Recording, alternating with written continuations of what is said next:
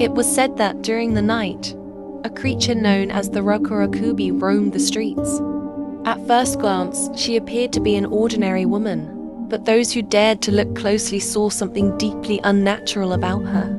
One particular night, a young man named Haruto stayed late at his family's inn. As the clock struck midnight, he heard the soft rustle of footsteps outside, accompanied by an eerie, high-pitched laugh. He assumed it was just another wandering drunk, but the sound seemed different, almost too deliberate. Curious, Haruto peeked out from the window, and what he saw stopped his heart. A woman stood in the middle of the street, her face obscured by her long black hair. But when the wind blew her hair aside, Haruto saw the horror had elongated to an unnatural length, stretching far beyond what any human could endure. Her eyes were wide and filled with malice, staring straight at him. A twisted smile formed on her lips. As he stepped back in shock, he heard a soft whispering voice calling his name. Haruto.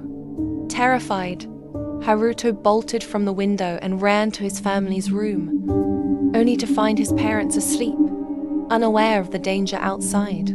But something in the back of his mind told him that the Rokurokubi was not done with him. Suddenly, there was a knock at the door. Haruto hesitated, his hands shaking. "Who is it?" he asked, his voice barely a whisper. "It's me. Let me in," came the soft voice of his mother. But the voice sounded wrong. It wasn't quite her. Haruto felt a chill crawl up his spine. Slowly, he approached the door and peeked through the crack.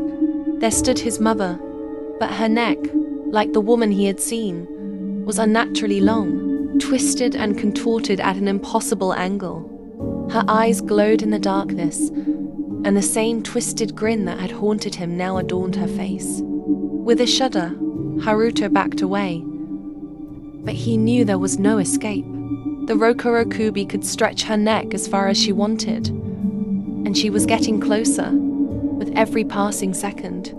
The last thing Haruto remembered before the world went black was the horrifying sound of her, laughter echoing through the walls of the house.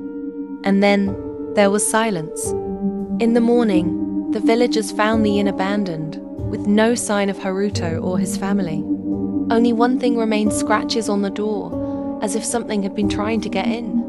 The villagers whispered to each other, but no one dared to speak the creature's name aloud. And the legend of the Rokurokubi lived on, waiting for her next victim.